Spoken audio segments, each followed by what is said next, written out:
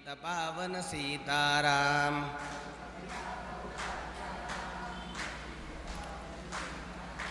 रघुपति राघव राजा राम, पतित पावन सीताराम।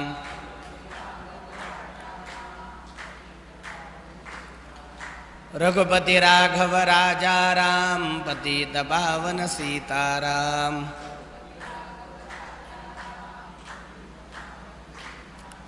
रघुपति राघव राजा राम, पतित पावन सीताराम।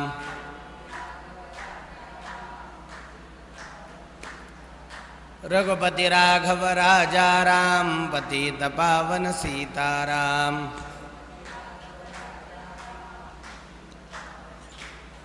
जानकी जीवन स्मरण जय जय राम, पुंडलीक वरदा हरि विठ्ठल। श्री ज्ञानदेव तुकाराम पंढरीनाथ भगवान की जय। श्रीमज्जगद्गुरु शंकराचार्य महाराज की जय। राजाधिराज रामचंद्र भगवान की जय। महारुद्र हनुमान की जय। समर्थ रामदास स्वामी महाराज की जय। जय जय रघुवीर समर्थ, सनातन वैदिक हिंदू धर्म की जय। पार्वती पते हर हर महादेव, सीताकांत स्मरण जय जय राम।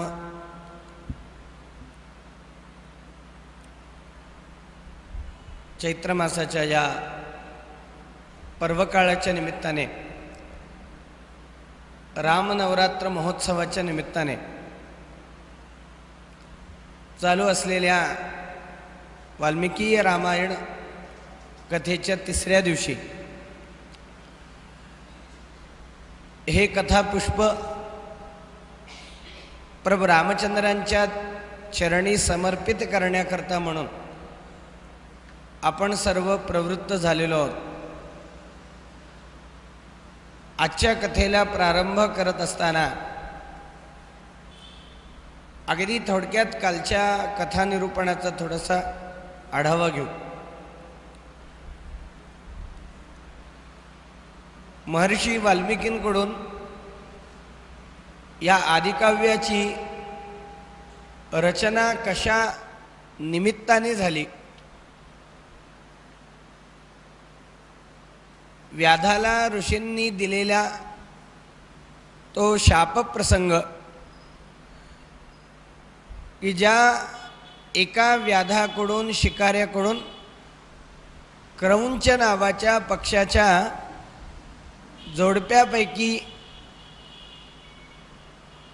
नराचा वध झाला, नरपक्षी मारला गेला आणि पती विरहाने व्याकुळ होऊन ती पक्षिणी विलाप करू लागली। ऋषींनी त्या व्याध्याला शाप दिला, मा निषाद प्रतिष्ठात्वम आगम शाश्वती समा यत् क्रौंच मिथुनादेकम अवदेह काममोहितम।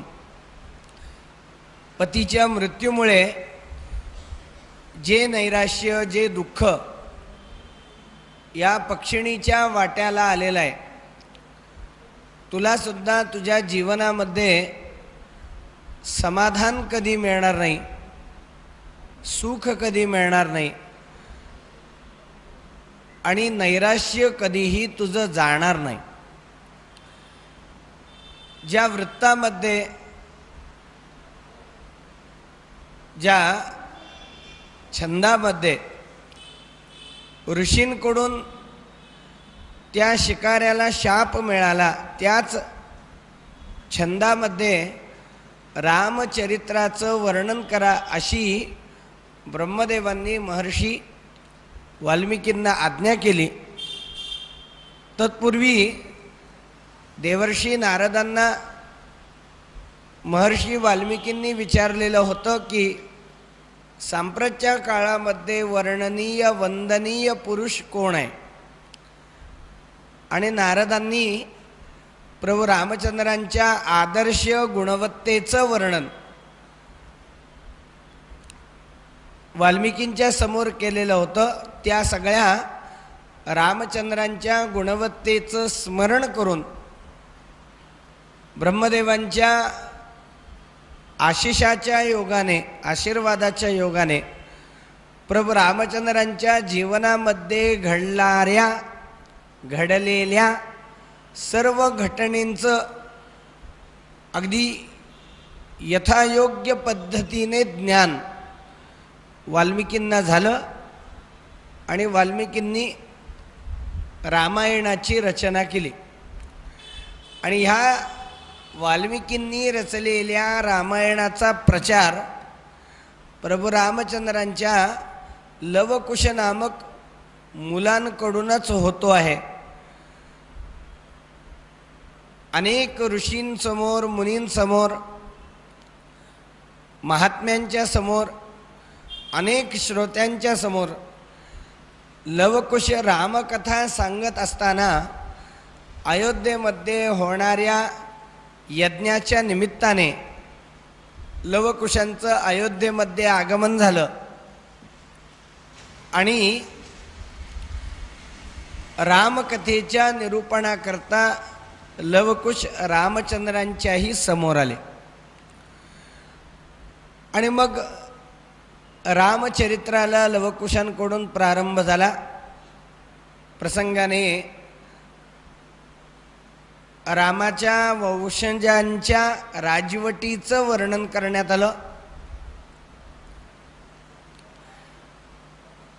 त्याचबरोबर अयोध्येचं वर्णन करण्यात आलं आणि अयोध्येमध्ये दशरथ राजाच्या राजवटीचं वर्णन करण्यात आलं. दशरथाने वसिष्ठांच्या ऋष्यशृंग ऋषींच्या मार्गदर्शनाखाली केलेल्या अश्वमेध यज्ञाच्या योगाने, पुत्रकामिष्टी यज्ञाच्या योगाने दशरथ राजाला 4 पुत्र झाले, ज्यात कौसल्येचे पुत्र प्रभू रामचंद्र होते,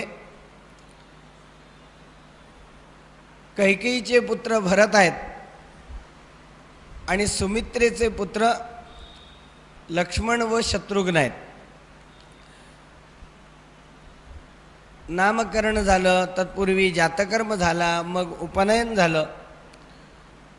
वसिष्ठांच्या आश्रमामध्ये जाऊन सर्व प्रकारच्या विद्या आपल्या 3ही भावांच्या सह रामचंद्रांनी हस्तगत केल्या आणि अयोध्येमध्ये आपल्या सर्व मातांची, पित्याची, दशरथाची सेवा करत असताना आपण पाहिलं की विश्वामित्र महामुनींचं दशरथ राजाकडे येणं झालं आणि यज्ञामध्ये विघ्न आणणाऱ्या मारीच आणि सुबाहू नावाच्या राक्षसांचा बंदोबस्त करण्याकरता, यज्ञरक्षणाकरता म्हणून विश्वामित्रांनी दशरथ राजाकडे रामचंद्रांची मागणी केली. पहिल्यांदा दशरथ राजा द्यायला तयार नव्हता, कारण रामचंद्रांच्या अतुलनीय अशा सामर्थ्याची कल्पना दशरथ राजाला नव्हती. तो रामचंद्रांना लहान समजत होता. विश्वामित्र आल्यानंतर त्यांचं स्वागत केल्यानंतर राजाने विश्वामित्रांना वचन दिलेलं होतं, म्हणे तुमची प्रत्येक इच्छा मी पूर्ण करेन, परंतु रामाच्या प्रेमामुळे त्या वचनाची पूर्तता करणं दशरथ राजाला शक्य होत नव्हतं. त्यामुळे त्याची परिस्थिती द्विविधा अशी झालेली होती. एकीकडे आड आणि एकीकडे विहीर, एकीकडे वाघ आणि एकीकडे विहीर, अशी त्याची स्थिती झालेली होती. आपल्या उच्चारलेल्या वचनाला, शब्दाला प्राधान्य देणं गरजेचं आहे हेही त्याला वाटत होतं आणि रामाला कसं पाठवावं याचाही तो विचार करत होता. विश्वामित्रांनी रामाला पाठवू न इच्छिणाऱ्या दशरथ राजाच्या विषयी नाराजी व्यक्त केली. राजाला म्हणतात की जर माझी तुला काही सेवा करायची असेल तर रामाला पाठव, नाहीतर मी वापस जातो. शेवटी आपण पाहिलं की वसिष्ठांनी दशरथ राजाची समजूत काढली आणि राम कोणी सामान्य नाही, तो असामान्य आहे. आणि ज्या व्यक्तीच्या सोबत तू रामाला पाठवतो आहेस ती व्यक्ती सुद्धा कोणी सामान्य नाही. जो प्रथमतः पराक्रमी राजा होता, ज्याने तपस्सामर्थ्याच्या जोरावर पहिल्यांदा राजर्षित्व प्राप्त केलं, मग ऋषित्व प्राप्त केलं आणि त्या तपस्सामर्थ्याच्या जोरावरती जो ब्रह्मर्षी झाला,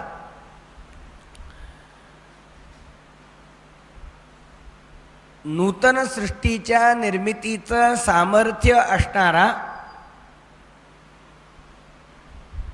वेदमाता गायत्रीची उपासना करणारा अत्यंत अधिकारी असा हा विश्वामित्र महात्मा आहे.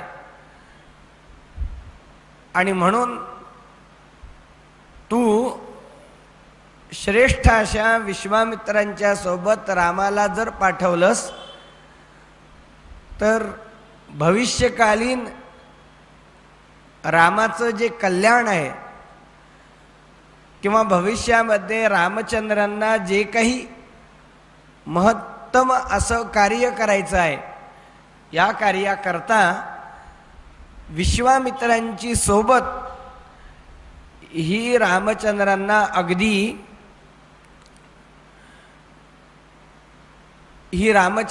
विश्वामित्रांची सोबत अगदी उपयोगी भविष्यामध्ये येईल. आणि म्हणून तो अवश्यमेव रामाला पाठव. वसिष्ठांनी दशरथ राजाची समजूत काढली आणि वसिष्ठांच्या वचनांना प्रमाण मानून दशरथ राजानेही विश्वामित्रांच्या सोबत रामाला पाठवलं.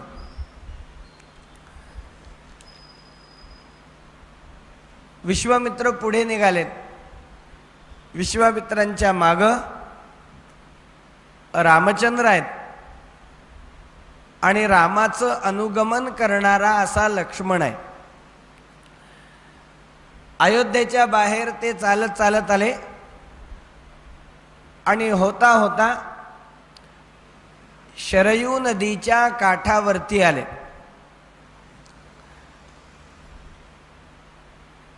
या शरयू नदीच्या काठापर्यंत येत असताना विश्वामित्र रामाला म्हणतात की रामा, माझ्याकडे असलेली बला आणि अतिबला नावाची एक विद्या मी तुला देऊ इच्छित आहे. त्याकरता विधिवत आचमन करून शुद्ध होऊन ती विद्या माझ्याकडून आत्मसात करण्याकरता म्हणून तू माझ्याजवळ ये, मला वंदन कर. कारण ज्ञानप्राप्ती करता गुरुची शरणागती पत्करावी लागते, त्याला वंदन करावं लागतं. तद्विधी प्रणिपातेन परिप्रश्नेन सेवया.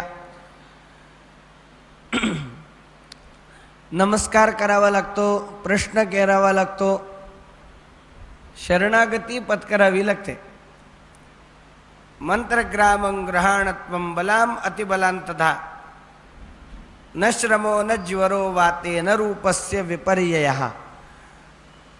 जर माझ्याकडून ही बला अतिबला नावाची विद्या जर तू हस्तगत केलीस, प्राप्त केलीस, तर या विद्येच्या योगाने तुला तुझ्या आयुष्यामध्ये भविष्यामध्ये कधीही रोग होणार नाही, ताप येणार नाही, थकावट कधी तुझ्या ठिकाणी येणार नाही.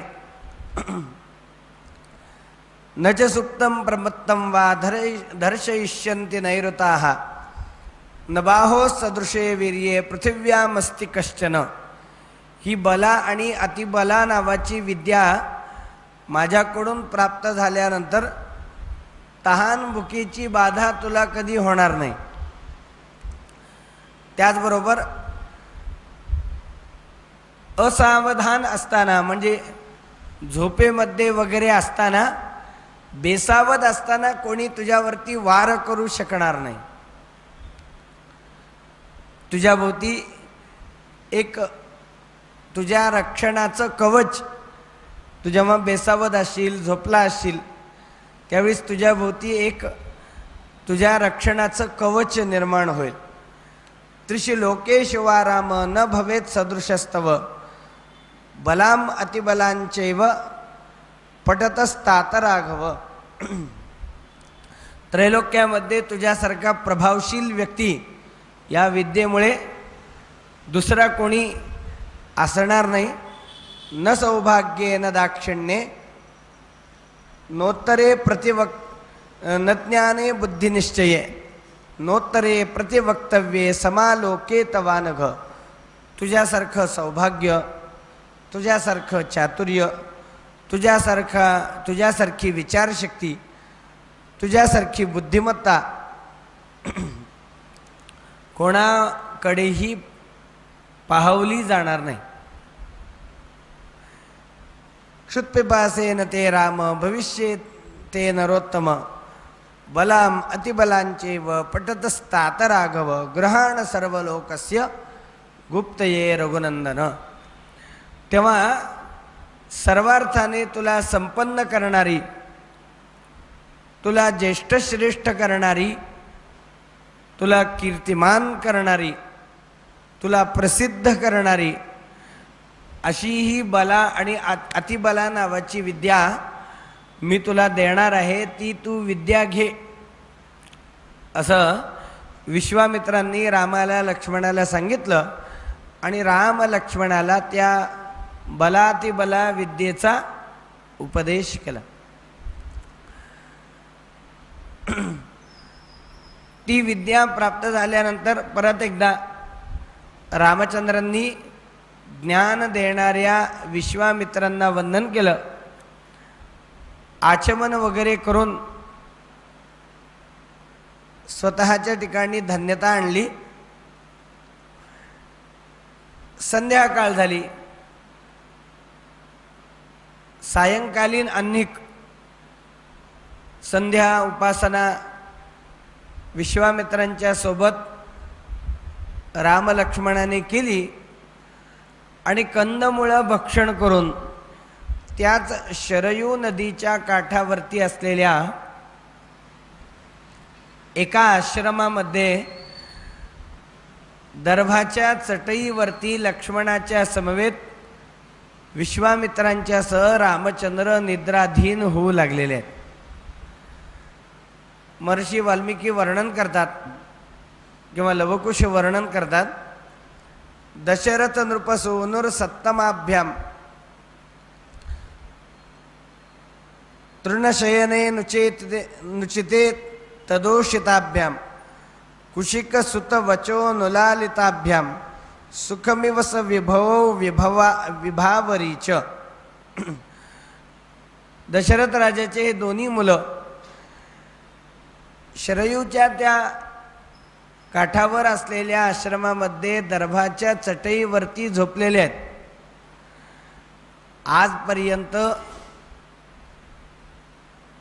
ते अयोध्येमध्ये आपल्या महालामध्ये पलंगावरती मंचकावरती निद्रा करतायत. त्या मंचकाच्या समोर हे निद्रास्थळ किंवा ही शय्या त्या राजवाड्यातील शय्येच्या समोर अति कठीण आहे.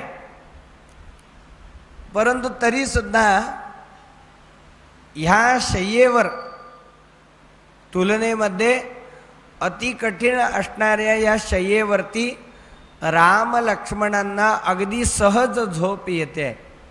याचं कारण काय? महर्षी वाल्मिकी याचं कारण सांगतात की कुशिक सुत वचो नुलालिताभ्याम.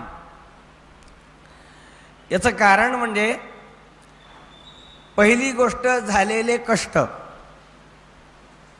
जेव्हा मनुष्याला कष्ट होतात तेव्हा कोणत्याही स्थितीमध्ये त्याला झोप लागू शकते. कष्ट जर नसतील तर झोप येण्याकरता सुद्धा गोळी घ्यावी लागते. श्रम जर झाले नसतील, झोप येणं न येणं हे शय्येवरती अवलंबून नाही. तुमच्याकडून श्रम किती झालेत त्याच्यावरती ती झोप अवलंबून आहे, पहिली गोष्ट. आणि दुसरी गोष्ट, भले चटईवरती ते झोपले असतील परंतु सहवास कोणाचा आहे? सहवास आहे विश्वामित्रांचा. आणि महापुरुषाचा सहवास मनुष्याला निश्चिंत करणारा असतो. झोप न येण्याचं एक कारण असतं, ते म्हणजे चिंता. चिंतेमुळे सुद्धा मनुष्याला झोप येत नाही,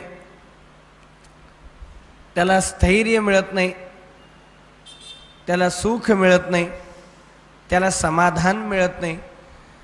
परंतु विश्वामित्रांच्या संगतीचा परिणाम, त्यांच्या रुजू अशा वाणीचा परिणाम. आणि म्हणून बघा, एखादं स्थान अगदी उत्तमोत्तम भोग सामग्रींनी युक्त आहे, परंतु त्या स्थानामध्ये आपल्याशी जर कोणी बोलणारं नसेल किंवा आपल्याशी जर कोणी चांगलं बोलणारं नसेल तरी सुद्धा मनुष्याला त्या स्थानी समाधान मिळत नाही, तरी मनुष्याला त्या स्थानी सुख मिळत नाही. अरण्यामध्ये असताना, चटईवरती झोपताना रामचंद्रांना समाधान मिळत आहे, कारण ते श्रेष्ठ व्यक्तीच्या संपर्कामध्ये आहेत, महापुरुषाच्या संगतीमध्ये आहेत. आणि महापुरुषाची संगत ही नेहमी मनुष्याला सुख देणारी असते, निश्चिंतता देणारी. साधू जीवांचे निरसुनी दुःख परम सुख देतसे.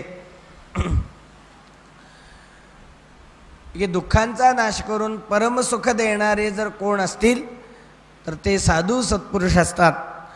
आणि अधिकारी विश्वामित्रांच्या संगतीमुळे चटईवरती निद्राधीन झालेल्या रामचंद्रांच्या ठिकाणी ती निश्चिंतता दिसते आहे, असं वर्णन महर्षी वाल्मिकींनी लवकुशांनी केलेलं आपल्याला त्या ठिकाणी दिसतं. आनंदामध्ये ती रात्र गेली, सकाळ झाली. प्रभातायान्तु शर्वर्यां विश्वामित्रो महामुनिः अभ्यभाषत काकुस्थो शयानो पर्णसंस्तरे. विश्वामित्र रामलक्ष्मणाला झोपेतून उठवत आहेत. कौसल्या सुप्रजा रामपूर्वा संध्या प्रवर्तते. उत्तिष्ठ नरशार्दूल कर्तव्यम दैवमान्निकम. तस्य ऋषेः परमोदारम वचश्रुत्वा नरोत्तमो स्नात्वा कृतौदको वीरौ जेपतुः परमं जपम. विश्वामित्रांनी रामलक्ष्मणांना उठवायला सुरुवात केली. म्हणे, रामा उठा, सकाळ झाली. हा जो सकाळचा काळ आहे, प्रातःकाळ आहे, हा प्रातःकाळ भगवंताच्या उपासनेचा आहे. ह्या काळामध्ये प्रातःकाळी लवकर मनुष्याने मुखमार्जन आदी सगळ्या गोष्टी करून, शौच मुखमार्जन करून, उत्तम अशा तीर्थी स्नान करून संध्या केली पाहिजे, सूर्यनारायणाला अर्घ्य प्रदान केले पाहिजेत आणि निरनिराळ्या मंत्रांचा जप केला पाहिजे. मनुष्याच्या ठिकाणी पावित्र्य आणणारा असा हा उत्तम काळ आहे. आणि म्हणून उठा विश्वामित्रांनी रामलक्ष्मणांना झोपेतून उठवलं. रामचंद्रांनी निद्रेचा त्याग केला. प्रथमतः पृथ्वी मातेला वंदन केलं. कारण जेव्हा आपण झोपेतून जाग होतो तेव्हा पृथ्वीला वंदना केली पाहिजे. कारण ती आपल्याला धारण करणारी आहे, ती आपली आई आहे.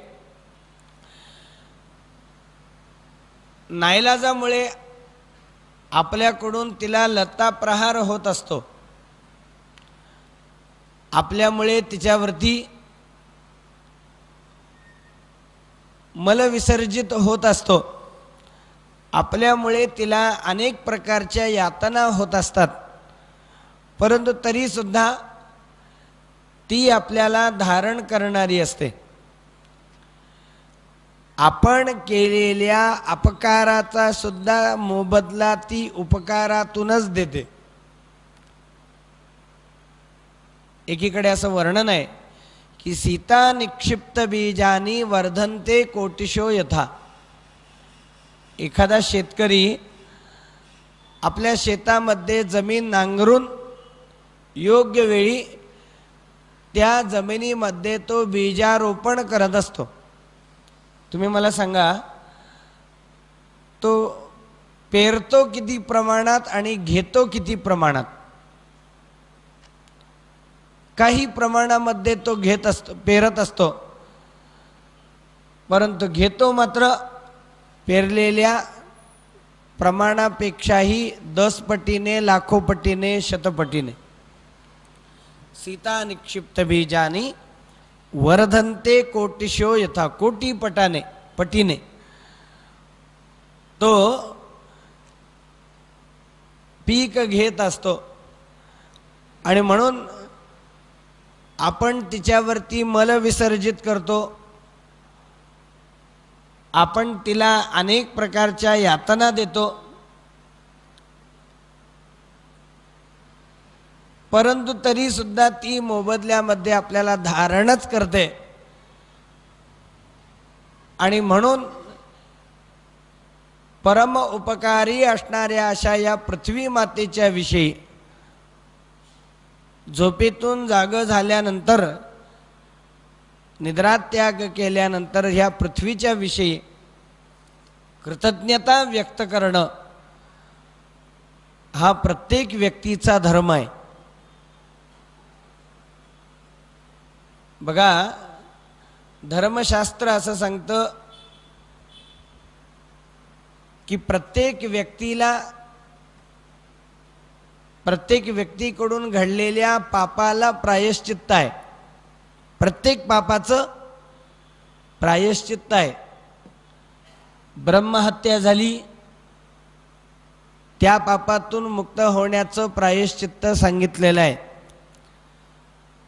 चोरीचं पाप घडलं, त्यालाही प्रायश्चित्त आहे. व्रतभंग झाला, त्यालाही प्रायश्चित्त आहे. परंतु कृतघ्नाला कोणतंही प्रायश्चित्त नाही. कृतघ्न म्हणजे केलेले उपकार विसरणारा. असं म्हणलेलं आहे की 3 लोक जोपर्यंत चंद्र सूर्य असतील तोपर्यंत नरकामध्ये खितपत पडतात. मित्रद्रोही, कृतघ्नश्च तथा विश्वासघातकः त्रयस्ते नरकय्यांती यावत चंद्र दिवाकरौ. हे 3 लोक जोपर्यंत चंद्र सूर्य असतील तोपर्यंत नरकामध्ये पडलेले असतात. पहिला आहे आपल्या मित्राला फसवणारा, दुसरा आहे आपल्यावरती ज्याने उपकार केलेले आहेत त्याचे उपकार विसरणारा, आणि तिसरा आहे ज्याने विश्वासाने एखादी गोष्ट आपल्याला सांगितली, ती गोष्ट गुप्त न ठेवता आपण त्या गोष्टीचा प्रचार जर केला, विश्वासघात करणारा. हे तीन लोक जोपर्यंत चंद्र सूर्य असतील तोपर्यंत नरकामध्ये असतात असं वर्णन आहे. रामचंद्रांनी प्रथमतः पृथ्वी मातेला वंदन केलं. शरयूच्या पवित्र जलामध्ये रामचंद्रांनी स्नान केलं, संध्या केली. कारण आपण जे काही जपजाप्य करतो, उपासना करतो, पूजादी कर्म करतो, यज्ञयाग करतो, ह्या सगळ्या गोष्टी जर आपण संधीशिवाय केल्या तर या सगळ्या गोष्टी निष्फळ होतात असं वर्णन आहे. विप्रो वृक्षस्तस्य मूलंच संध्या. ब्राह्मणाला वृक्षाची उपमा आहे. ब्राह्मणरूपी वृक्षाचं मूळ जर काय असेल, ब्राह्मणरूपी वृक्षाचं मूळ म्हणजे संध्या आहे. आणि मूळच जर नष्ट झालं तर वृक्ष कसा टिकून राहील. त्यामुळे संध्येशिवाय सगळं व्यर्थ मानलेलं आहे. प्रथमतः रामचंद्रांनी संध्या केली. मग रामचंद्रांनी निरनिराळ्या मंत्रांचा जप केला.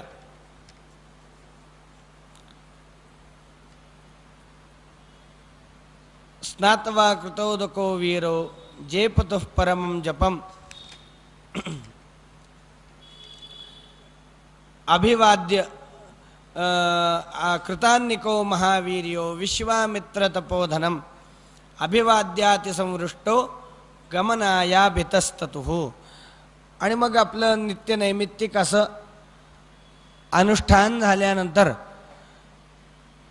लक्ष्मणाच्या समवेत विश्वामित्रांच्या जवळ येऊन त्यांना वंदन केलं, त्यांचा आशीर्वाद घेतला आणि विश्वामित्रांच्या सोबत पुढच्या प्रवासाला राम लक्ष्मण सिद्ध झाले.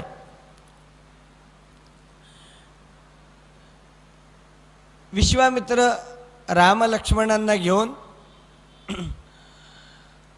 त्या शरयू नदीच्या काठाकाठाने जात होते. तिथे उत्तम असा एक आश्रम वनश्रीने नटलेला, निसर्ग सौंदर्याने युक्त असणारा असा एक आश्रम रामचंद्रांनी पाहिला आणि त्या आश्रमाच्या विषयी विचारणा केली की हा आश्रम कोणाचा आहे. ह्या आश्रमामध्ये आल्यानंतरच व्यक्ती कसा होतो, या आश्रमामध्ये आल्यानंतर व्यक्ती निश्चिंत होतो. या आश्रमाच्या परिसरामध्ये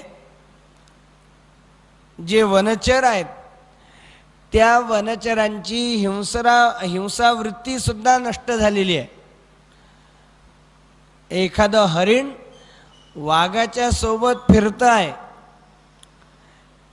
एखादं मुंगूस नागाच्या सोबत चाललेला आहे. आणि हिंसावृत्ती सुद्धा नसणारं, फळफुलांची विशेष वाढ असलेला असा हा आश्रम, हा परिसर. म्हणजे हा कोणाचा आहे, ते कोणी तपस्साधना केलेली होती याविषयी रामचंद्रांनी विश्वामित्रांना विचारणा केली. विश्वामित्र सांगू लागले, कंदरपो मूर्तिमान आसीत काम इत्युच्यते बुधैः तपस्यंतमिहस्थानम नियमेन समाहितम. म्हणे रामा, या आश्रमामध्ये पूर्वीच्या काळी साक्षात भगवान शंकरांनी तप केलेलं होतं, साधना केलेली, उपासना केलेली. भगवान शंकर तपस्साधनेमध्ये मग्न असताना एक दिवस भगवान शंकरांना आपल्या सामर्थ्याने प्रभावित करण्याकरता म्हणून कामदेव जो पूर्वी मूर्तिमान होता, पूर्वी कामदेव कसा होता तर मूर्तिमान होता, सशरीर होता. तो कामदेव आपल्या सामर्थ्याने भगवान शंकरांना प्रभावित करण्याकरता इथं आला. कामदेवाने भगवान शंकरांवरती आपले बाण सोडले. कामदेवाचे बाण कोणते? 5 कामदेवाचे बाण सांगितलेले आहेत. उन्मादनस्तापनश्च शोषणस्तंभनस्तथा सम्मोहनश्च कामश्च पंचबाणाः प्रकीर्तिताः. उन्मादन, तापन, शोषण, स्तंभन आणि सम्मोहन हे कामदेवाचे 5 बाण आहेत.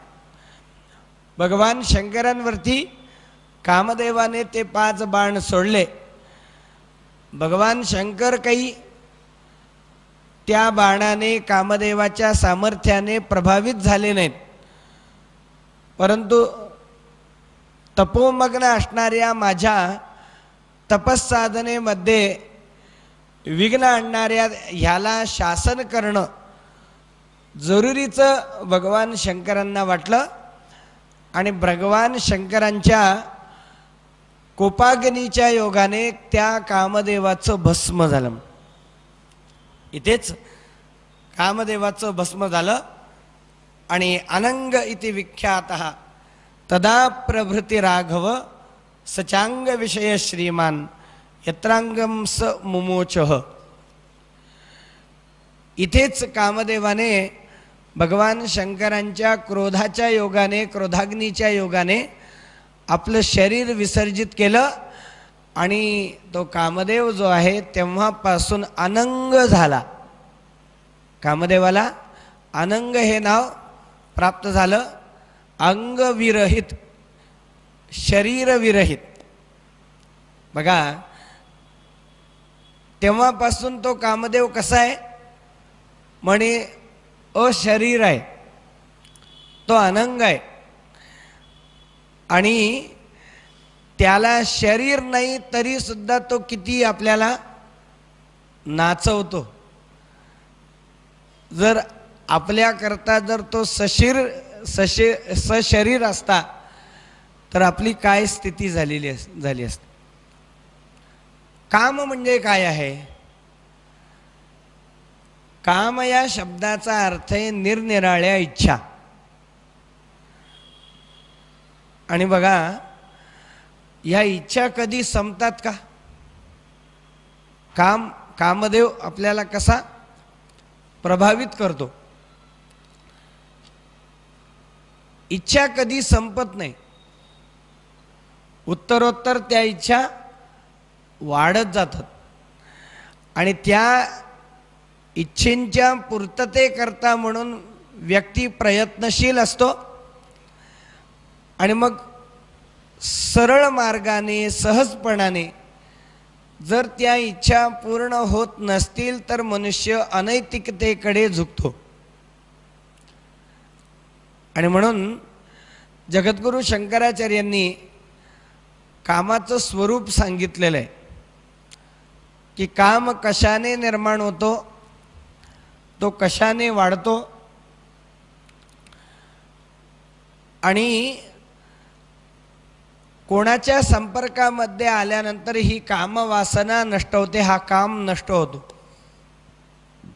संकल्पात जायते कामो सेव्यमानो विवर्धते यदा प्राज्ञेषु रमते तदा सद्यः प्रणश्यति. संकल्पाने काम वाढतो, निर्माण होतो, सेवनाने तो वाढतो. बघा, ज्याला काहीच मिळत नाही तो म्हणतो देवा 100 मिळाले तरी खूप झालं. 100 मिळायला लागले की 1000ची इच्छा होते, 1000 मिळायला लागले की 10,000 यावेत वाटतं, 10,000 यायला लागले की लाख यावे वाटतात. म्हणजे उत्तरोत्तर इच्छा वाढतच जाते की नाही. संकल्पात जायते कामो, संकल्पाने तो काम निर्माण होतो, सेवनाने तो वाढतो. आणि हा संपतो केव्हा? यदा प्राज्ञेश्वरमते, जेव्हा ज्ञानी व्यक्तीच्या संपर्कामध्ये येतो. गोस्वामी तुलसीदास फार मोठे प्रकांड पंडित विद्वान, त्यांचा विवाह झाला आणि आपल्या पत्नीवरती त्यांचं खूप प्रेम. बघा, एक दिवस त्यांची पत्नी काही माहेरी होणाऱ्या कार्यक्रमाच्या निमित्ताने जवळच असलेल्या आपल्या माहेरच्या गावी गेली, माहेरी गेली. पत्नीच्या विरहाने आता नित्यकर्मामध्ये वगैरे वगैरे कामामध्ये तुलसीदासांचा दिवस तर गेला, परंतु रात्र झाली आणि आता त्यांना झोपच येत नव्हती. ती नसल्यामुळे करमतच नव्हतं. शेवटी ते उठले. पावसाळ्याचे दिवस होते. यमुनेला, गंगेला पूर आलेला होता. गंगा यमुना दुथडी भरून वाहत होती. आता आपल्या सासूरवाडीच्या गावी पत्नीच्या माहेरी जायचं म्हणलं तर ती गंगा ती आता पार करून जायला पाहिजे. त्यांनी नाविकांना विचारलं, कोणीही नाविक पूर आल्यानंतर त्या प्रवाहातून नौका वाहायला तयार नव्हतं. सगळ्यांनी नकार दिला. परंतु यांना पत्नीला भेटण्याची ओढ अंतःकरणामध्ये एवढी निर्माण झालेली होती की त्या प्रवाहातून एक ओंडका वाहत येत होता. ते म्हणाले, आता हा ओंडकाच मला दुसऱ्या काठाला नेईल. ते त्या ओंडक्यावरती स्वार झाले आणि त्या ओंडक्याने त्यांना पैल तीरालाही नेलं.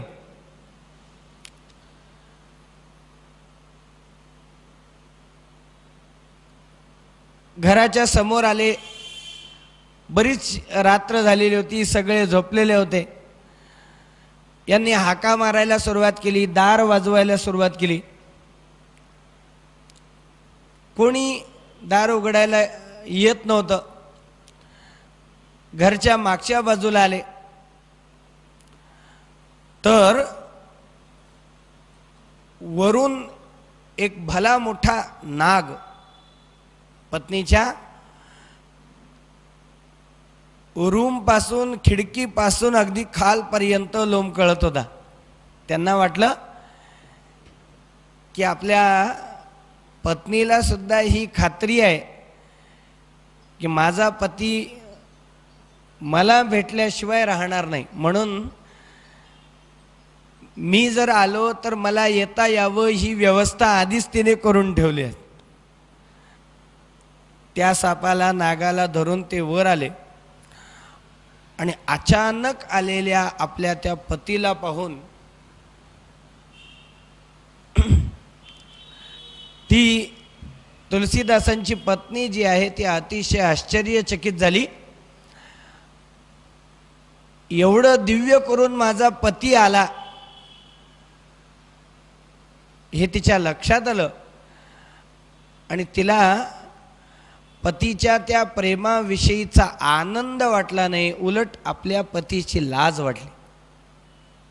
ती म्हणते, हाडा मांसाच्या या देहावरती प्रेम व्यक्त करण्याकरता म्हणून एवढं दिव्य करून तुम्ही आलात आणि एवढ्याच निष्ठेने जर तुम्ही रामचंद्रांची जर सेवा केली तर या भवसागरातून तुम्ही तरुण जाल.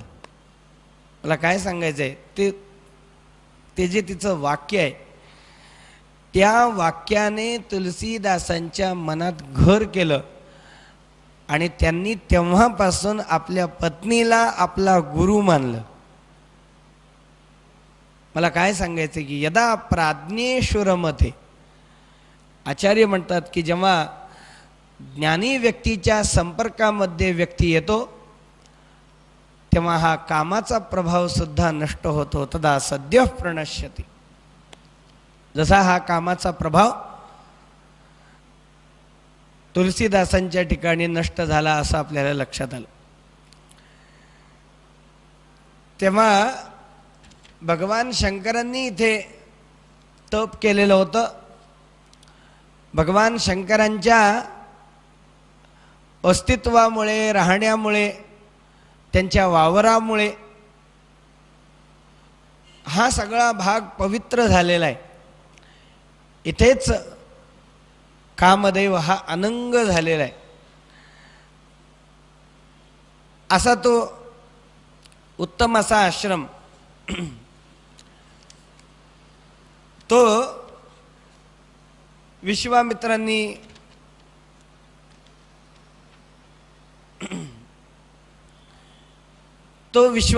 त्या ठिकाणी रामचंद्रांना दाखवला. रामचंद्रांनी त्या आश्रमाचं दर्शन घेतलं. पुढे गंगेच्या आणि शरयू नदीच्या संगमावरती हे आले. विश्वामित्र रामाला म्हणतात की रामा, इथे गंगेचा आणि शरयूचा संगम होतो आहे. हे स्थान अतिशय पवित्र आहे. तेव्हा या पवित्र स्थळी आज आपण निवास करू. कारण ज्या व्यक्तीला तीर्थक्षेत्री ज्या व्यक्तीचा निवास घडतो तो व्यक्ती मोठा भाग्यवान असतो आणि तो सर्व संकटातून मुक्त होत असतो. तीर्थस्तरंतो प्रवतो महीहि. अथर्ववेदामध्ये एक वर्णन आलेलं आहे की तीर्थसेवनाने मनुष्य सर्व आपत्तींपासून मुक्त होत असतो. आणि या पवित्रतम अशा पण इथे गंगेचा आणि शरयू नदीचा संगम आहे. आणि नद्यांमध्ये गंगा नदीचं विशेष महत्त्व आहे. बघा, गंगेला अनेक नावांनी संबोधलेलं आहे. गंगा, विष्णुपदी, जन्हुतनया, सुरनिम्नगा, भागीरथी, त्रिपथगा, अनेक नाव आहेत. गंगेचा महिमा आपल्याला जर ध्यानात घ्यायचा असेल, मला सांगायला अति आनंद होईल की ज्येष्ठ शुद्ध प्रतिपदा ते दशमी या कालावधीमध्ये जो गंगा दशहरा महोत्सव संपन्न केला जातो,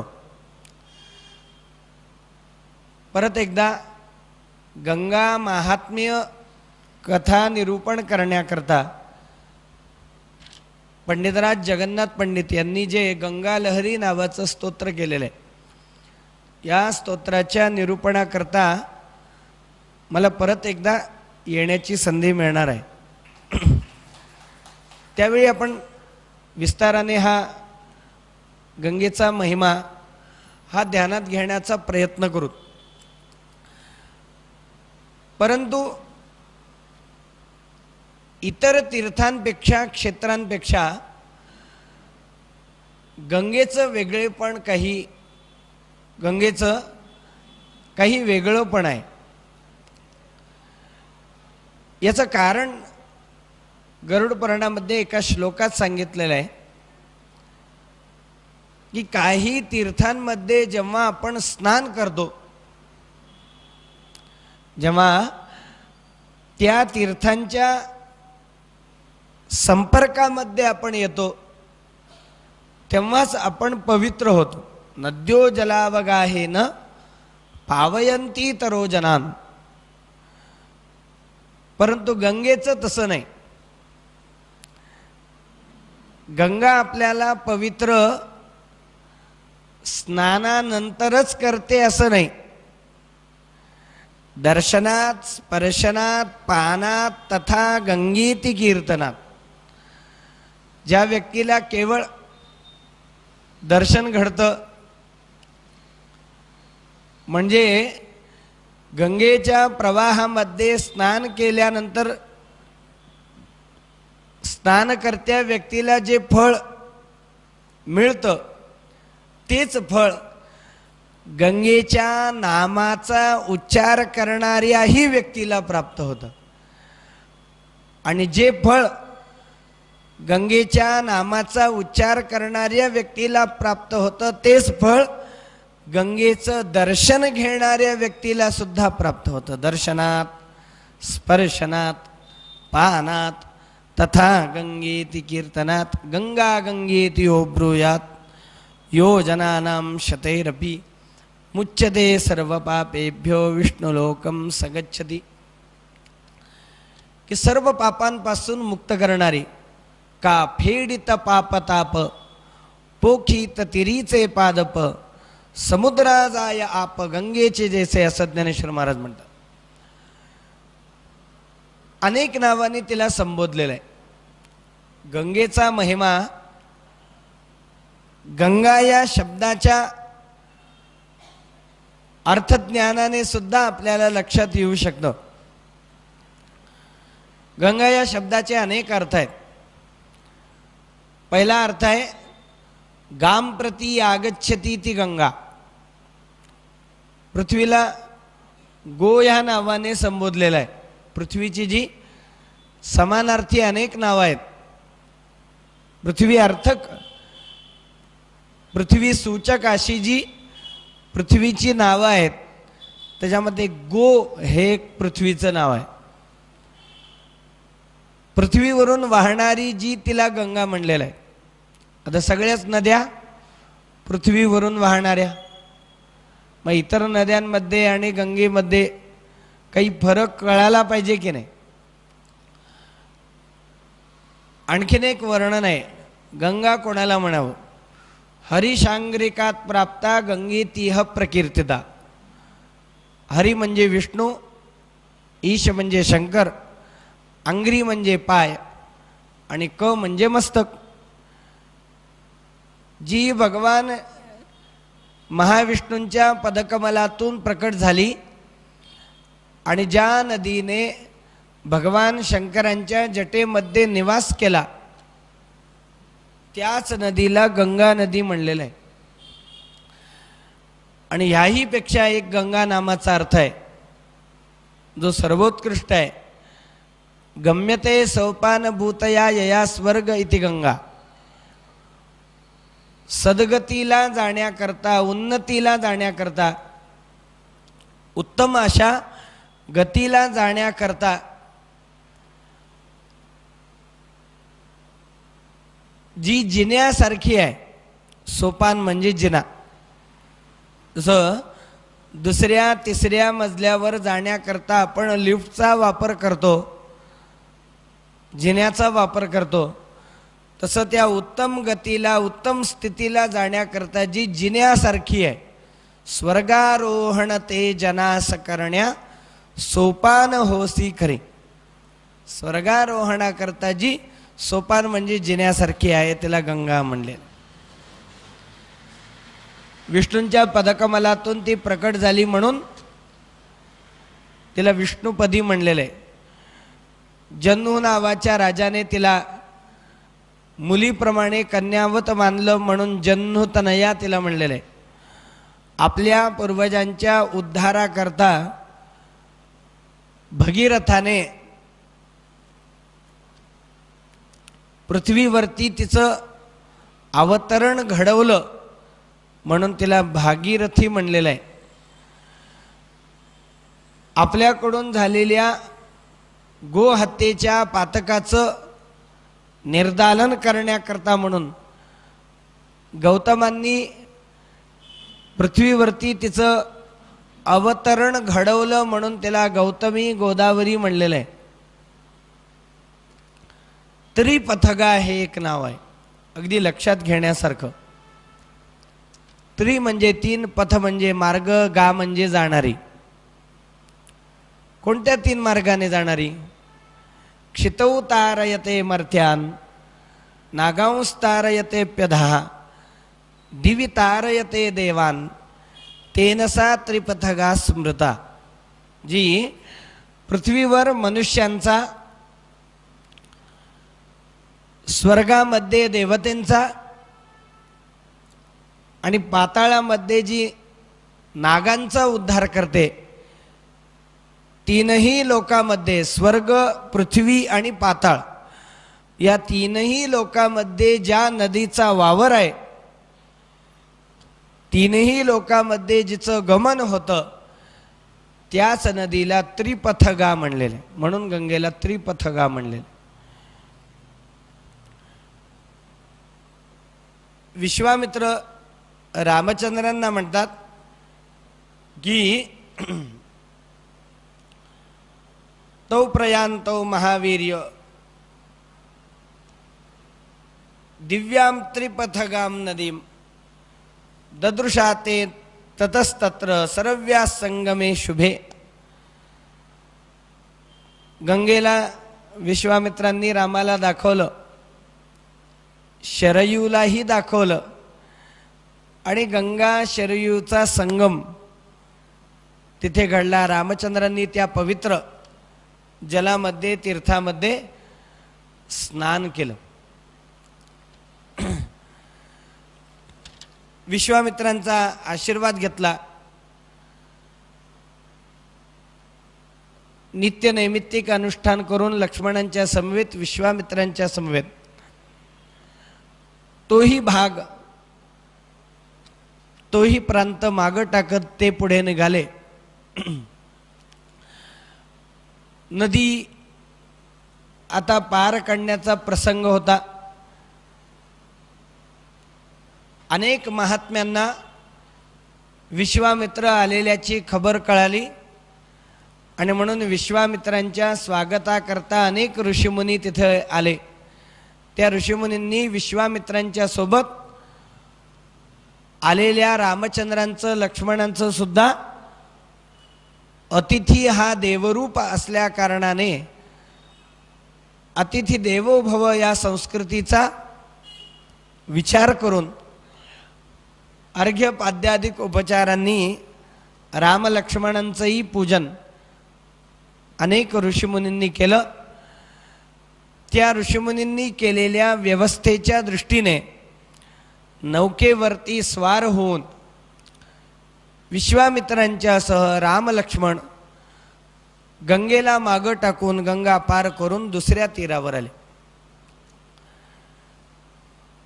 आणि जेव्हा त्या गंगेच्या आणि शरयू नदीच्या संगमातून असलेल्या त्या जलप्रवाहातून नौकेमध्ये बसून रामचंद्र चाललेले होते, तेव्हा त्या दोन्ही नदींचा संगम जेव्हा जिथे होत होता तिथे एक विशिष्ट अशी ध्वनी, एक विशिष्ट असा आवाज हा निर्माण होत होता. त्या आवाजाचं कारण रामचंद्रांनी विश्वामित्रांना विचारलं आणि विश्वामित्र सांगू लागले. कैलास पर्वते राम मनसा निर्मितं परम ब्रह्मणा नरशार्दूल तेनेदम मानसम सरहा. कैलास पर्वताच्या भागामध्ये ब्रह्मदेवांच्या मनापासून निर्माण होणारं एक सुंदर असं सरोवर आहे. त्या सरोवराचं मानस सरोवर, आपल्याला सगळ्यांना नाव माहिती आहे. त्या मानस सरोवरातून शरयू नदीचा उगम झालेला होता. आणि जणू काही ते काय म्हणतात की ब्रह्मदेवांच्या मनापासून ते मानस सरोवर निर्माण झालं आणि त्या मानस सरोवरातून शरयू नदीचा उगम झालाय. मग ब्रह्मदेवांच्या मनातल्या ज्या भावना आहेत, ब्रह्मदेवांच्या मनामधले जे शब्द आहेत, जणू काही ते शब्द जेव्हा ह्या शरयू नदीचा आणि गंगेचा संगम होतो, जणू काही या संगमाच्या ठिकाणी ते मनातले सगळे विचार ब्रह्मदेवांच्या ते शब्दामध्ये परावर्तित होतात. तेव्हा त्या ध्वनीचं कारण तेही त्या ठिकाणी सांगण्यात आलं. आणि ती नदी पार करून त्या संगमाला जलप्रवाहाला पार करून पहिल्या तीरावरती असणाऱ्या अरण्यामध्ये विश्वामित्रांनी राम लक्ष्मणांच्या समवेत प्रवेश केला. आणि त्या अरण्यामध्ये प्रवेश केल्याबरोबर रामाला सांगितलं म्हणे, आता सावध राहा, कारण या अरण्यामध्ये त्राटका नावाची एक यक्षिणी, एक राक्षसीने निवास करते. अनेक ऋषीमुनींना या त्राटकेने मारलेला आहे. अत्यंत दुष्टाती आहे. तेव्हा रामा, तुला त्या त्राटकेचा सगळ्या ऋषीमुनींच्या रक्षणाकरता म्हणून तुला वध करावं लागेल. राम म्हणाले, मी स्त्रीवध कसं करू? क्षत्रियाने स्त्रीवरती शस्त्र चालवायचं नसतं म्हणे. असं काही मनामध्ये आणू नकोस. नाही ते स्त्रीवध कृते घृणाकार्या नरोत्तम, चातुर्वर्ण्य हितार्थम ही कर्तव्यम राजसूनुना, नृशंसम अनृशंसम वा प्रजारक्षण कारणात, पातकम वा सदोषम वा कर्तव्यम रक्षता सदा. क्षत्रियाचं कर्तव्य आहे की क्षत्रियाने कोणत्याही दुष्ट दुराचारी व्यक्तीला मारायला मागं पुढं पाहू नये. कारण ही स्त्री जरी असली तरी ही त्राटका कोण आहे? तर ती आतताई आहे. आणि आतताई व्यक्ती कोणीही असला तरी सुद्धा त्याला मारावं हा धर्म आहे. आतताई कोणाला म्हणलेलं आहे? 6 लोकांना आतताई म्हणलेलं आहे. अग्निदो गरदश्चैव शस्त्रपाणिर्धनापह क्षेत्रदारापहर्ताच षडेते आततायना. आग लावणारा, विष देणारा, बेसावध असताना वार करणारा, दुसऱ्याचं धन, दुसऱ्याची जमीन आणि दुसऱ्याची स्त्री या सगळ्यांचा अपहार करणारा जो व्यक्ती असतो, या सगळ्यांना आतताई म्हणलेलं आहे. ही त्राटका जरी स्त्री असली तरी ही त्राटका निष्पाप अशा ऋषीमुनींना मारणारी आहे. आणि सज्जनांच्या रक्षेकरता रामा, तू साक्षात भगवंताचं अवतार म्हणून अवतीर्ण झालेला आहेस. दैत्यांची कुळे नाशी, साधूंचा मानू गिवशी, धर्माची नीतीशी शेसभरी. दैत्यांचा संहार करण्याकरता तुझा हा अवतार झालेला असल्याकारणाने, भूभार नष्ट करण्याकरता तुझा हा अवतार झालेला असल्याकारणाने तुला ह्या त्राटकेला मारावंच लागेल. कारण क्षत्रियाचा धर्म आहे की क्षत्रियाने समाजाच्या कल्याणाकरता म्हणून क्रूरपूर्वक क्षत्रियाने क्रूरतापूर्ण असं कर्म असेल, क्रूरता रहित असं कर्म असेल, सदोष असेल वा निर्दोष असेल, समाजाच्या कल्याणाकरता, समाजाच्या रक्षणाकरता क्रूर, अक्रूर, सदोष किंवा निर्दोष असं सगळं कर्म समाज रक्षणाकरता क्षत्रियाने करायलाच पाहिजे. आता सांगितलेले जे लोक त्यांना आतताई म्हणलेलं आहे आणि अशा आतताई व्यक्तीला मारणं हा प्रत्येक क्षत्रियाचा व्यक्तीचा धर्म आहे. मग तो कोणी असो, गुरुं वा बालवृद्धो वा ब्राह्मणं वा प्रतिश्रुतं आततायिन मायांतं हन्यादेवा विचारयन्. तो गुरु असो, शिष्य असो, ब्राह्मण, क्षत्रिय, वैश्य, शूद्र कोणत्याही वर्णाचा असो, स्त्री असो, पुरुष असो, लहान असो, मोठा असो, कोणत्याही आश्रमाचा असो, ब्रह्मचारी असो, गृहस्थ असो, वानप्रस्थी असो की संन्यासी यती असो, आततायिन मायांतं हन्यादेवा विचारेन. कोणताही विचार न करता अशा दुष्ट दुराचारी व्यक्तीला मारणं हा प्रत्येक क्षत्रियाचा धर्म असतो. तेव्हा तुला त्राटकेला मारावंच लागेल.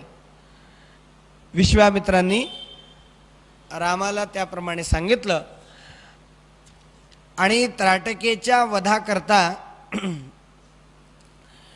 धनुष्याला बाण लावून रामचंद्र तिथे तयार होते, सिद्ध होते, कटिबद्ध होते. कटिबद्ध म्हणजे, कटी म्हणजे कंबर बांधून, ज्याला आपण एखादं चांगलं मोठं कार्य करण्याकरता कटिबद्ध व्हावं लागतं, कंबर बांधावी लागते. म्हणजे काय, तर समर्पित भावनेने तयार व्हावं लागतं. रामचंद्र त्राटकेच्या उद्धाराकरता, वधाकरता कसे झाले, कटिबद्ध झाले. तेवढ्यात अकराळ विक्राळ दिसणारी भेसूर अशी ऋषीमुनींना खाऊन आपला उदरनिर्वाह करणारी अवाढव्य देहाची ती त्राटका ती तिथे आली. राम लक्ष्मणांकडे तिचं लक्ष गेलं. धनुष्यावरती बाण लावलेल्या रामाला तिने पाहिलं आणि रामावरती आक्रमण करण्याकरता ती उद्युक्त झाली. विश्वामित्रांच्या आज्ञेने रामचंद्रांनी आपला अमोघ असा शर म्हणजे बाण तिच्यावरती सोडला आणि त्या बाणाने तिच्या हृदयाचा वेध घेतला आणि निष्प्राण होऊन, त्या बाणाच्या आघाताने जखमी होऊन आणि निष्प्राण होऊन ती त्राटका जी आहे जमिनीवरती पडली. सीताकांत स्मरण जय जय राम, महारुद्र हनुमान की जय. त्राटकेचा मृत्यू झाला. सगळ्या देवतेंनी रामचंद्रांवरती पुष्पवर्षाव केला. लक्ष्मणाने, विश्वामित्रांनी रामचंद्रांची प्रशंसा केली, त्यांचं अभिनंदन केलं आणि विश्वामित्रांच्याकडून अभिनंदन स्वीकारून रामचंद्र परत एकदा विश्वामित्रांच्या सोबत पुढं प्रवासाला आता निघणार. एवढ्यात पुष्पवर्षाव केलेल्या त्या सगळ्या देवतेंनी विश्वामित्रांना प्रार्थना केली, म्हणे तुमच्याकडे असलेली अमोघ अशी शस्त्रास्त्र, तुमच्याकडे असलेल्या अमोघ अशा अनेक विद्या तुम्ही राम लक्ष्मणांना, प्रामुख्याने रामाला द्याव्या. आणि मग विश्वामित्रांनी आपल्याकडे असलेल्या अनेक शस्त्रास्त्रांचं रामचंद्रांना दान केलं आणि त्या सगळ्या शस्त्रास्त्रांचा वापर कुठे, केव्हा, कोणत्या काळामध्ये करायला पाहिजे, कोणावरती करायला पाहिजे, कोणावरती करायला नको, हे सगळे विधी, हे सगळे नियम रामचंद्रांना सांगून ते अनेक अस्त्र रामचंद्रांना त्या ठिकाणी देण्यात आले. सत्यवंतम सत्यकीर्तिम दृष्टिम रभसमेवच प्रतिहारतरन्नाम परांगमुखम अवांगमुखम. रामचंद्रांना जी शस्त्रास्त्र मिळाली त्या शस्त्रास्त्रांची नावं अशा प्रकारची होती. सत्यवान, सत्यकीर्ती, दृष्ट, रभस, प्रतिहार, तर, प्रांगमुख, अवांगमुख, लक्ष, अलक्ष, दृढनाभ, सुनाभ, दशाक्ष, शतवक्त्र, दशशीर्ण, शतोदर, मद्मनाभ, महानाभ आदी अनेक शस्त्रास्त्र विश्वामित्रांनी रामचंद्रांना दिली. रामचंद्रांनी ती सगळी अस्त्र विश्वामित्रांकडून स्वीकारली. ते सगळे अस्त्र मूर्तिमंत देवरूपामध्ये रामचंद्रांच्या जवळ प्रकट झाले. रामचंद्रांचं या सगळ्या अस्त्रांनी पूजन केलं आणि ती सगळी अस्त्र रामचंद्रांना म्हणतात की आमच्याकरता तुमची काय आज्ञा आहे. रामचंद्र म्हणतात की आता तुम्ही तुमच्या स्वस्थानी निघून जा. जेव्हा मला तुमची गरज लागेल, जेव्हा मी तुमचं आवाहन करीन, तेव्हा माझ्या साह्याकरता माझ्याजवळ तुम्ही येत जा. गम्यतामिति तानाह यथेष्टम रघुनंदनः मनसा सर्वकालेषु सहाय्यं मे करिष्यत. अथ ते राम मामन्त्र्य कृत्वा चापि प्रदक्षिणम् एवमस्त्विति काकुस्थ मुक्त्वा जग्मुर्यथागतम् सचतान् राघवो ज्ञात्वा विश्वामित्रं महामुनिं गच्छन्नेवाथ मधुरं श्लक्षणं वचनमब्रवीत् किमेतन्मेघसंशासम् पर्वतस्य विदूरतः वृक्षखंडमितो भाति परम कौतूहलम हिते. ती सगळी शस्त्रास्त्र विश्वामित्रांकडून प्राप्त करून विश्वामित्रांच्या सह, लक्ष्मणाच्या सह रामचंद्र विश्वामित्रांच्या मागोमाग निघालेले आहेत. आणि होता होता विश्वामित्रांच्या सिद्धाश्रम नावाच्या त्या पवित्र स्थळी राम लक्ष्मणांचं विश्वामित्रांच्या सोबत आगमन झालं. विश्वामित्र ज्या आश्रमामध्ये राहत होते त्या आश्रमाला सिद्धाश्रम म्हणत होते.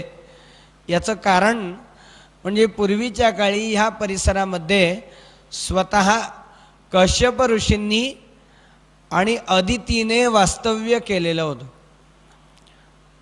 प्रल्हादाचा जो नातू बलिराजा, या बलिराजाने शुक्राचार्यांच्या मार्गदर्शनाखाली केलेल्या यज्ञाच्या योगाने मिळवलेल्या अमोघ अशा रथाच्या शस्त्रास्त्रांच्या साह्याने बलिराजाने स्वर्गावरती आक्रमण केलं आणि देवतेंचा पराभव करून स्वर्गाचं राज्य बलिराजाने हस्तगत केलं. मिळालेलं पराक्रमाने हे स्वर्गाचं राज्य आपल्या जवळ कायम टिकवून ठेवण्याकरता म्हणून बलिराजाने अश्वमेध यज्ञ करायला सुरुवात केली. 99 अश्वमेध यज्ञ झाले. जो 100 वेळा अश्वमेध यज्ञ करतो त्याला स्वर्गाची गादी मिळते. आणि 100वा तो यज्ञ सुरू झाला आणि इंद्राची धडधड सुरू झाली. म्हणे आपल्याला आपलं पद कसं मिळेल. भगवंताला पदप्राप्तीचा उपाय इंद्राने विचारला. भगवंताने नाईलाज प्रकट केला. म्हणे मी काही करू शकत नाही.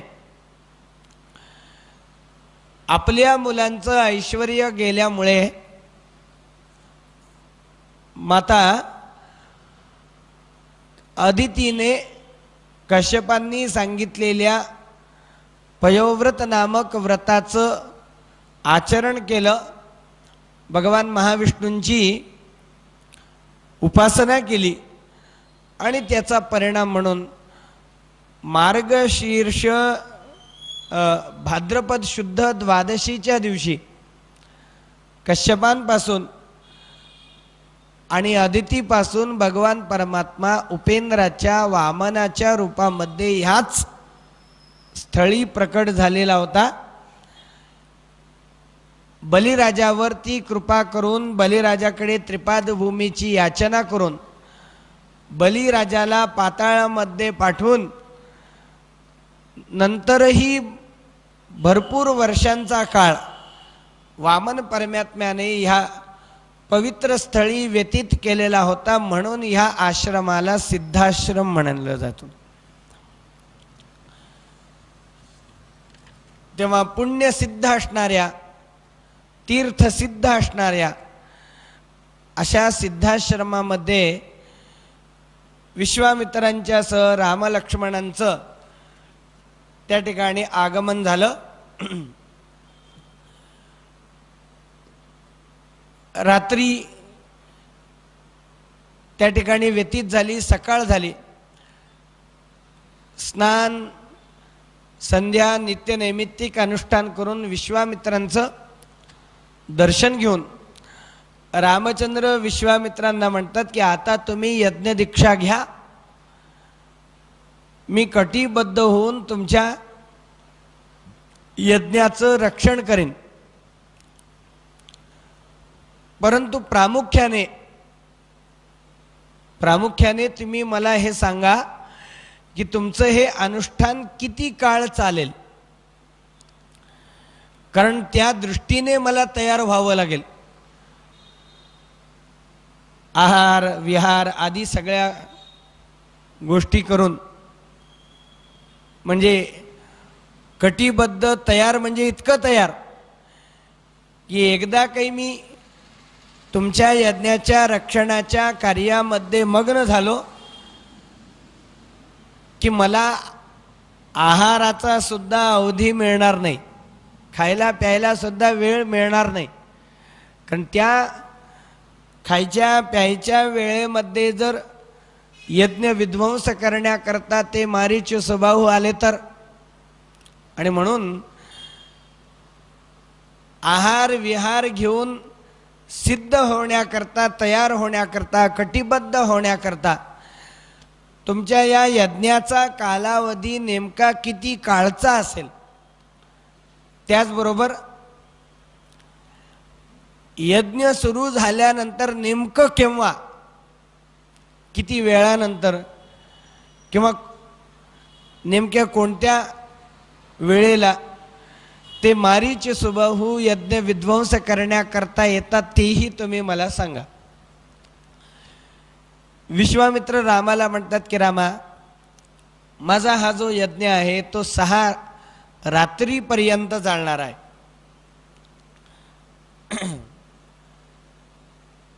रामस्यैवं ब्रुवाणस्य त्वरितस्य युत्सया प्रज्ज्वाल ततो वेदिः सोपध्याय पुरोहिताः तौत तद्वचनं श्रुत्वा राजपुत्रो यशस्विनो अनिद्रं षडहोरात्रं तपोवनम आरक्षताम. म्हणजे 6 रात्री माझा हा यज्ञ चालणार आहे, 6 दिवसपर्यंत 6 रात्रीपर्यंत. आणि या यज्ञाच्या काळामध्ये नेमकं ते केव्हा येतील हे सुद्धा सांगता येणार नाही. याकरता अगदी डोळ्यामध्ये तेल घालून कटिबद्ध होऊन तुला माझ्या यज्ञाचं रक्षण करावं लागेल. रामाने विश्वामित्रांना यज्ञ रक्षणाकरता अनुमोदन दिलं. विश्वामित्रांनी स्नान वगैरे करून यज्ञाची दीक्षा घेतली. अनेक ऋत्विजांच्या उपस्थितीमध्ये विश्वामित्रांचा तो महान यज्ञ सुरू झाला. आणि यज्ञारंभाची ती वार्ता खबर मारीच सुबाहूला कळाली आणि त्या यज्ञाचा विध्वंस करण्याकरता ते मारीच सुबाहू त्या ठिकाणी येऊ लागलेत. अवार्य गगनम मेघो यथा प्राविश्य दृश्यते तथा मायां विकरवाणो राक्षसावभ्यधावताम मारीचश्च सुबाहुश्च तयोर अरनुचरास्तथा आगम्य भीमसंकाशा रुधिरौघा नवा सृजन. मारीच सुबाहू आपल्या हजारो अनुचर राजांच्या समवेत विश्वामित्राच्या यज्ञाचा विध्वंस करण्याकरता, त्या यज्ञामध्ये विघ्न आणण्याकरता, बाधा आणण्याकरता रक्तवृष्टीचा वर्षाव करत, रक्ताचा पाऊस पाडत येऊ लागल्या आणि आश्रमाच्या आजूबाजूच्या परिसरामध्ये रक्ताच्या पावसाची ती आरंभलेली वृष्टी पाहून रामचंद्र लक्ष्मणाच्या समवेत सावध झाले. धनुष्याला रामचंद्रांनी बाण लावला, लक्ष्मणानेही आपल्या धनुष्याला बाण लावला. तोपर्यंत तो मारीच सुबाहू त्या ठिकाणी आला. भगवंतानी एकाच बाणाच्या योगाने सतेन परमास्त्रेण मानवेन समाहतः संपूर्णं योजनशितं क्षिप्तः सागर संप्लवे चिक्षेप परमक्रोधो मारीचोरसि राघवः मानवं परमोदारमस्त्रं परमभास्वरं मानवं परमोदारमस्त्रं परमभास्वरं चिक्षेप परमक्रुद्धो मारीचोरसि राघवः सतेन परमास्त्रेण मानवेन समाहतः संपूर्णं योजनशतं क्षिप्तः सागर संप्लवे. मानवास्त्राच्या योगाने प्रभू रामचंद्रांनी मारीच्यावरती पहिल्यांदा ते मानवास्त्र सोडलं आणि त्या मानवास्त्राच्या योगाने 100 योजन लांब असलेल्या समुद्रामध्ये त्या बाणाच्या सोबत जाऊन तो मारीच पडला. रामचंद्रांकडून तो सुबाहू जो आहे तो मृत्युमुखी झाला आणि सोबत आलेले ते हजारो राक्षस लक्ष्मणाकडून मारले गेले, रामाकडून मारले गेले. मारीचाचा बंदोबस्त झाला, सुबाहूचा मृत्यू झाला, सगळे राक्षस मारले गेले आणि यथासांग निर्विघ्नपणाने विश्वामित्रांचा यज्ञ जो आहे हा त्या ठिकाणी परिपूर्ण झाला. अथ यज्ञे समाप्ते तु विश्वामित्रो महामुनिः निरीतिका दिशो दृष्ट्वा काकुत्स्थमिदमब्रवीत् कृतार्थोऽस्मि महाबाहो कृतं गुरुवचस्त्वया सिद्धाश्रममिदं सत्यं कुरुतु वीर महायशः स हि रामं प्रशस्येवं ताभ्यां संध्यामुपागमत्. रामामुळे आपला यज्ञ परिपूर्णतेला गेला याचा विश्वामित्रांनाही अतिशय आनंद झाला आणि विश्वामित्रांनी रामचंद्रांच्या विषयी अतिशय सुंदर अशा शब्दांमध्ये कृतज्ञता व्यक्त केली. बघा, विश्वामित्रांसारखा सिद्ध महात्मा सुद्धा आपल्यावरती झालेले उपकार किंवा ज्याच्यामुळे कार्यसिद्धी झालेली आहे त्याला विसरत नाही. या सगळ्या महात्म्यांनी आपल्याला उपकार न विसरण्याची शिक्षा दिलेली आहे. कारण मगाशी मी सांगितल्याप्रमाणे सगळ्यात मोठा दोष जर कोणता असेल तर तो कृतज्ञता आहे.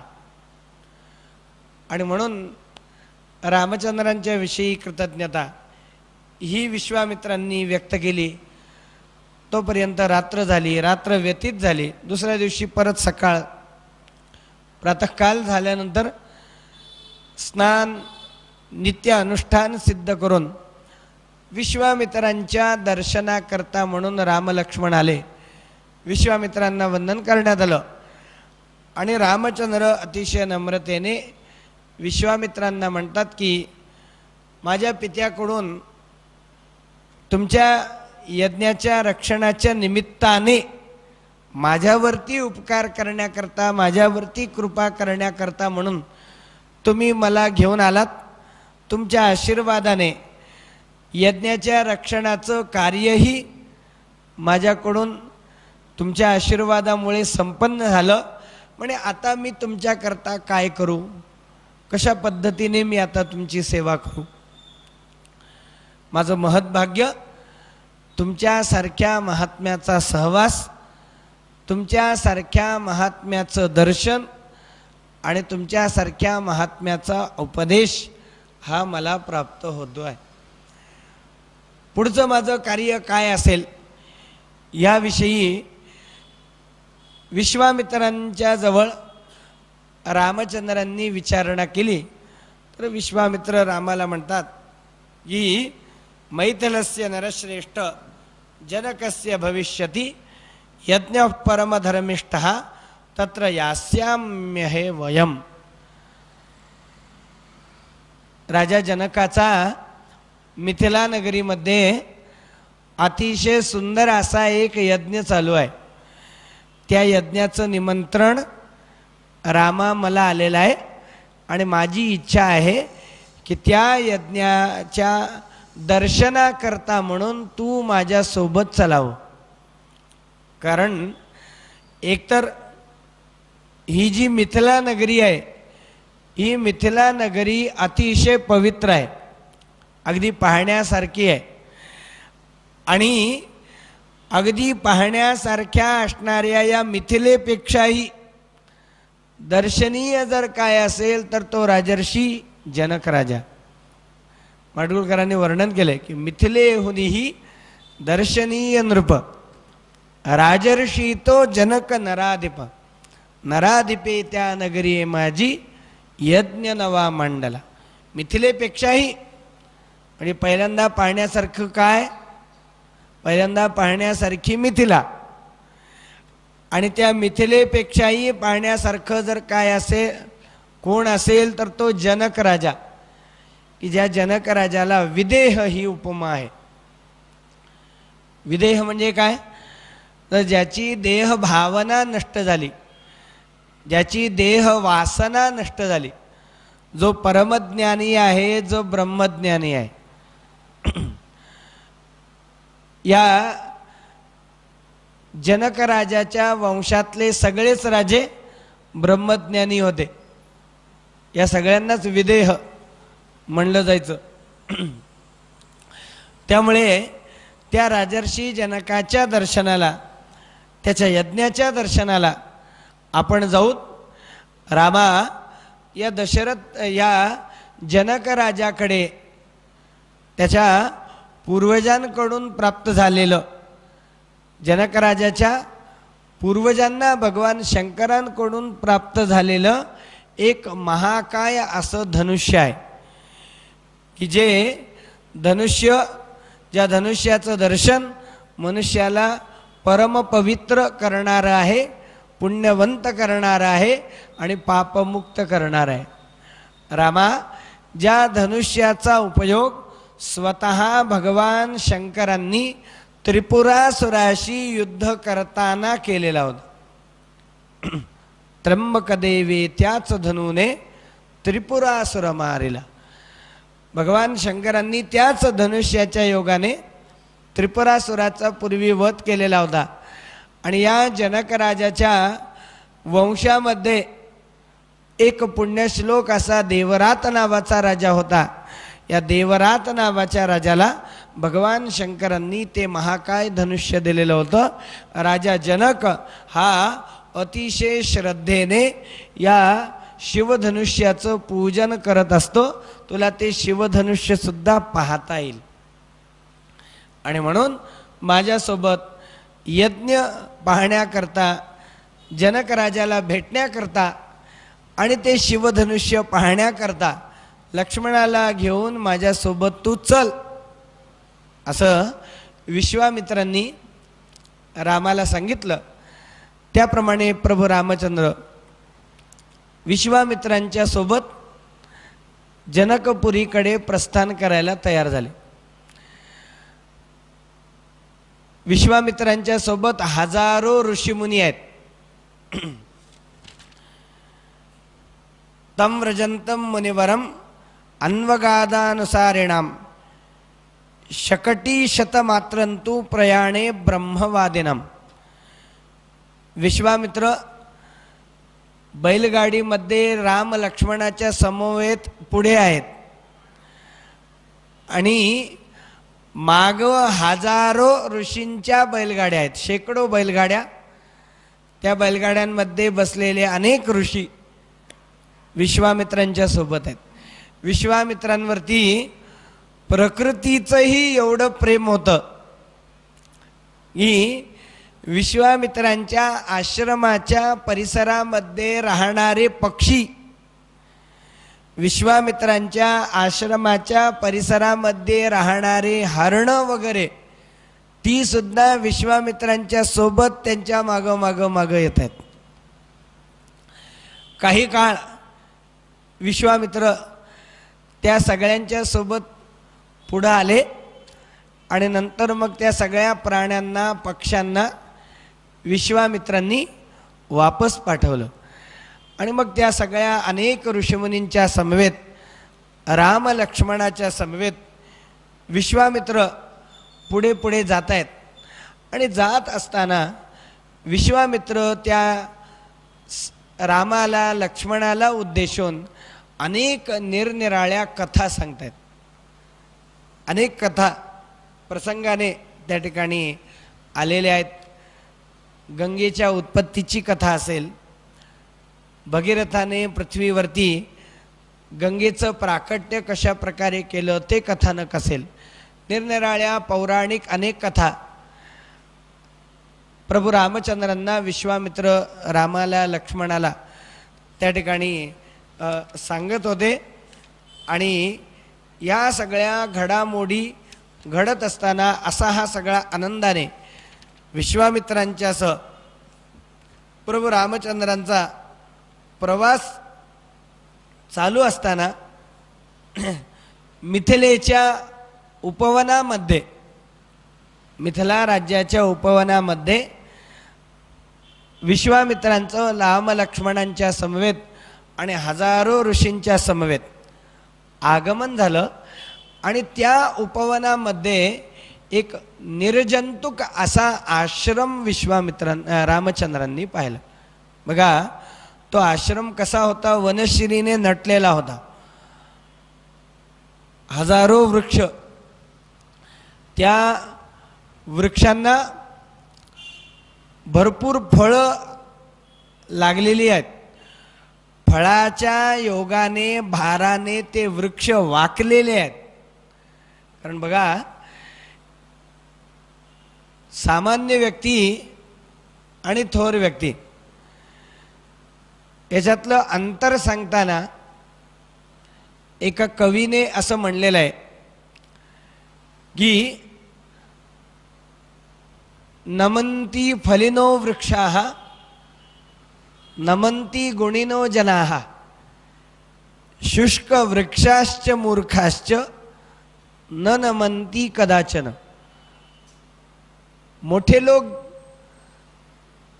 जेव्हा आपल्याकडे संपन्नता येते, संपन्नता आल्यानंतर ते जास्त नम्र होतात. आणि सामान्य लोक संपन्नता आल्यानंतर उन्मादी होतात. शुष्क वृक्षाश्च मूर्खाश्च. बघा, एखाद्या झाडाला जेव्हा फळं लागतात आणि फळाचा भार जेव्हा त्या वृक्षावरती येतो तेव्हा तो जास्त नम्र होतो. वाळलेला वृक्ष कधी नम्र झालेला आपल्याला दिसतो का? आणि म्हणून तो नम्र होत नाही, म्हणून तो टिकत नाही. जेव्हा एखादं वादळ सुटतं तेव्हा सुटलेल्या त्या वादळामध्ये मोठमोठे वृक्ष उन्मळून जातात, पडतात, परंतु झुडपं मात्र वाचतात. याचं कारण काय? त्या वाऱ्याच्या समोर झुडपं वाकतात म्हणूनच ती वाचतात. वाचण्याकरता वाकणं फार जरुरीचं असतं. नम्रता, सौजन्य हा सर्वश्रेष्ठ गुण सांगितलेला आहे.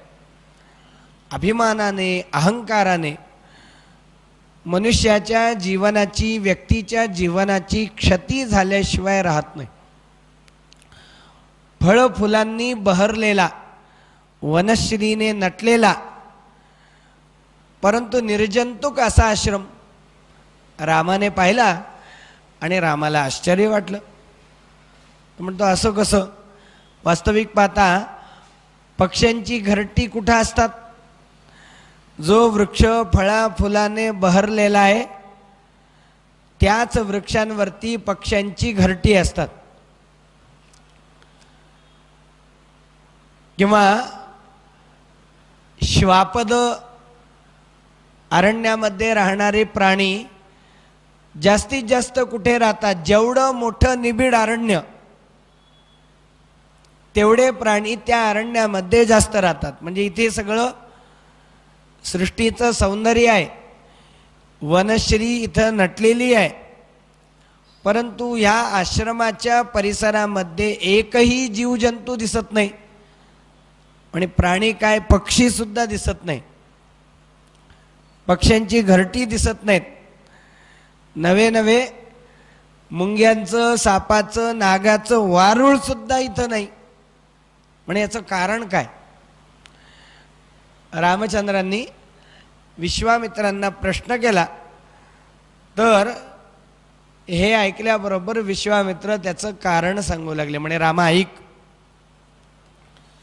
गौतमस्य नरश्रेष्ठ पूर्वमासीन महात्मनः आश्रमो दिव्य संकाश सुरैरपि सुपूजितः सचात्र तप आतिष्ठ अहल्या सहित पुरा वर्ष पूगान्यनेकानी राजपुत्र महायशः. पूर्वीच्या काळी वनश्रीने नटलेल्या या दिसणाऱ्या आश्रमामध्ये, निर्जंतुक अशा आश्रमामध्ये अहिल्या नामक आपल्या पत्नीच्या समवेत अक्षपाद गौतम ऋषी इथे राहत होते. गौतमांना अक्षपाद म्हणत होते. याचं कारण गौतमांच्या पायांना डोळे होते. निरनिराळ्या शास्त्रांची निरनिराळ्या ऋषींनी रचना केलेली आहे. ज्याला आपण तर्कशास्त्र म्हणतो, न्यायशास्त्र म्हणतो. या तर्कशास्त्राची, न्यायशास्त्राची रचना गौतमांनी केली. मग या न्यायशास्त्राच्या रचनेच्या अनुषंगाने निरनिराळ्या पदार्थांचं चिंतन करत असताना, निरनिराळ्या पदार्थांचा विचार करत असताना गौतमांना देहभान राहायचं नाही. आपण कुठं चाललेलो आहोत, काय होतं आहे, आणि त्या देहभान नसल्यामुळे ते कधी वृक्षाला जाऊन धडकायचे, कधी एखाद्या पर्वत शिखराच्या काठावर यायचे, कधी त्यांचा पाय काट्यामध्ये जायचा, कधी त्यांचा पाय अग्नीमध्ये जायचा. आणि म्हणून भगवान परमात्म्याला त्यांची काळजी वाटली आणि म्हणून भगवान परमात्म्याने त्यांच्या पायांना डोळे दिलेले होते. म्हणजे त्या डोळ्यांनी पायाला असलेल्या डोळ्यांनी पाहून मग त्या डोळ्यांनी पाय जे आहेत योग्य ठिकाणी पडायचे, म्हणून त्यांना अक्षपाद म्हणा. गौतम ऋषी या आश्रमामध्ये आपल्या अहिल्या नामक पत्नीच्या सह राहत होते. ही अहल्या ब्रह्मदेवांची कन्या होती. इथे ही कथा नाही, परंतु अन्यत्र कथा सांगितलेली आहे की अयोनिज अशा अति सुंदर असणाऱ्या अशा या अहल्येचं स्वयंवर ब्रह्मदेवांनी आयोजित केलं. कारण त्या अहल्येशी विवाह करण्याची अनेक देवतेंची इच्छा होती. इंद्र, चंद्र, सूर्य अनेक देवतेंकडून तिच्याकरता मागणी येत होती. कोणाला द्यावं, कोणाला देऊ नये हे काही ब्रह्मदेवांना कळत नव्हतं. एकाला दिल्यानंतर एक नाराज होईल असं त्यांना वाटत होतं. म्हणून ब्रह्मदेवांनी असं पण जाहीर केला, म्हणे सगळ्यात पहिल्यांदा पृथ्वी प्रदक्षिणा करून जो व्यक्ती येईल त्या व्यक्तीला मी माझी ही अहल्या नावाची कन्या देईन. आता बघा, सगळ्या देवता आपापल्या वाहनावरती बसून पृथ्वी प्रदक्षिणा करण्याकरता म्हणून निघाल्या. गौतमांची सुद्धा त्या अहल्येशी विवाह करण्याची इच्छा होती. गौतमांनी मात्र आपल्या चातुर्याचा बुद्धिमत्तेचा उपयोग केला आणि प्रसूत होणाऱ्या गायीची गौतमांनी प्रदक्षिणा केली. धर्मशास्त्र असं सांगतं की प्रसूत होणाऱ्या गायीची जो व्यक्ती प्रदक्षिणा करतो त्याला पृथ्वी प्रदक्षिणेचं फळ मिळतं. गौतमांनी युक्तीचा वापर करून प्रसूत होणाऱ्या गायीची प्रदक्षिणा केली आणि पृथ्वी प्रदक्षिणेचं फळ मिळवलं. गौतमांचं हे चातुर्य, गौतमांची ही बुद्धिमत्ता, ही या बुद्धिमत्तेवरती, चातुर्यावरती ब्रह्मदेवही प्रसन्न झाले आणि ब्रह्मदेवांनी अहिल्येचा विवाह गौतमांशी करून दिला. अहिल्येचा गौतमांचा संसार सुरू झाला. परंतु या अहिल्येचं आकर्षण इंद्राच्या मनामध्ये होतं आणि म्हणून गौतम स्नानाला गेले असता, ध्यानाला गेले असता, आश्रमामध्ये ही अहिल्या एकटी असताना गौतमांचं रूप घेऊन अहल्येशी सहवास कामनेने इंद्र आला आणि अहिल्याच्या जवळ इंद्राने सहवासाची इच्छा व्यक्त केली. गौतमांच्या रूपामध्ये तो होता. आणि इथे असं वर्णन आहे, म्हणजे काही ठिकाणी असं वर्णन आहे की गौतमांना, म्हणजे इंद्राला, गौतमांच्या वेशामध्ये रूपामध्ये आलेल्या इंद्राला अहिल्येने ओळखलं नाही. परंतु इथे उल्लेख आहे की अहल्येने इंद्राला ओळखलं सुद्धा होतं. ऋतुकालम प्रतीक्षन्ते नार्थिनः सुसमाहिते संगमन्त्वहिमिच्छामि त्वया सह सुमध्यमे मुनिवेशं सहस्राक्षं विज्ञाय रघुनंदन मतिंचकार दुर्मेधा देवराज कुतूहलात. इंद्राचं ऐश्वर्य पाहून, इंद्राचं सौंदर्य पाहून ही अहल्या सुद्धा इंद्राकडे आकर्षित झाली. गौतमांच्या वेशामध्ये आलेल्या त्या इंद्राला ओळखून सुद्धा ती अहल्या इंद्राशी रममाण झाली, ज्याचा परिणाम पुढे गौतम आले आणि येण्यापूर्वी ती अहल्या इंद्राला, गौतमांच्या रूपामध्ये असलेल्या इंद्राला म्हणते की जोपर्यंत ऋषी येत नाहीत तोपर्यंत तुम्ही इथून निघून जा. गौतमांच्या वेशामध्ये तो इंद्र बाहेर पडू लागला गौतमांच्या आश्रमातून आणि त्याच वेळी गौतम ऋषी आपल्या आश्रमामध्ये प्रवेश करत होते आणि आपल्या स्वरूपामध्ये असलेल्या कोणाला पाहून गौतमांच्या लक्षात आलं की काहीतरी कपट इथे घडलेलं आहे. त्यांनी आपल्या रूपामध्ये असलेल्या त्या इंद्राला शाप दिला की मोठं निंद्य परस्त्री गमनाचं कृत्य तू केलेलं आहेस आणि म्हणून तुला सहस्रभग म्हणजे छिद्र पडतील. सहस्र भगवान भव, तुझ्या शरीराला 1000 छिद्र पडतील, रोगी होशील. गौतमांनी इंद्राला शाप दिला आणि सोबत त्या अहल्येला सुद्धा गौतमांनी शाप दिला. गौतमेनेव मुक्तस्तु सुरोषेण महात्मना पेतुर्वृषणो भूमो सहस्राक्षस्य तत्क्षणात तथा शप्वाच वै शक्रम भार्यामपि च शप्तवान इह वर्ष सहस्राणि बहूनी निवसस्यसि. अहल्येला ते म्हणतात की मला तू फसवलेला आहेस, आपल्या चारित्र्याचा तू भंग केलेला आहेस आणि म्हणून ह्याच ठिकाणी हजारो वर्ष तुला भस्माच्छादित होऊन राखेच्या ढिगाऱ्याखाली, म्हणजे साक्षात शिळेचा उल्लेख नाही. काही ठिकाणी शिळेच्या आश्रयाने आणि शिळेवरती तू बसून राहशील असा उल्लेख आहे. आणि यदा त्वदाश्रयशिलां पादाभ्याम आक्रमिष्यति, म्हणजे साक्षात स्पर्श रामाने अहल्येला केलेला नव्हता, तर ज्या शिळेवरती ती अहल्या विराजमान होती त्या शिळेला स्पर्श केलेला होता असा उल्लेख आहे.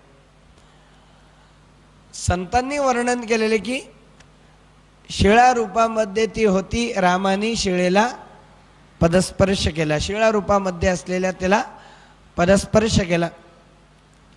अहल्या शिळा राघवे मुक्त केली, पदी लागता दिव्य होवो निघेली.